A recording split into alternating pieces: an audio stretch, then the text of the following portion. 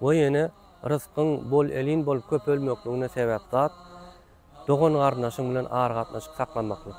Peygamberimiz şey diýär sallallahu aleyhi we sellem: "Men ahabba an yubsata lahu fi rizqihi we an yunsa lahu fi atharihi falyasil rahimah."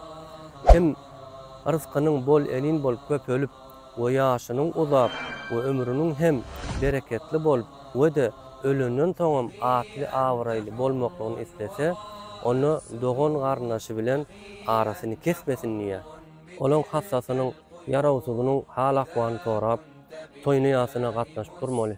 Hökman bir zat münasibetli gatnaşmaly ýa-da olara mätäç bolanda habarlaşmaly diýen zat ýok.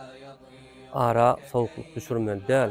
Olara iýdanok, olara soranok diýip senem doňýurak bolmaly däl. Aýda ille bir sapar ýa-da ýitip giden dogan garnaşyň bolsa, täzeden araň açmaly. Ýene ertek gün başyňa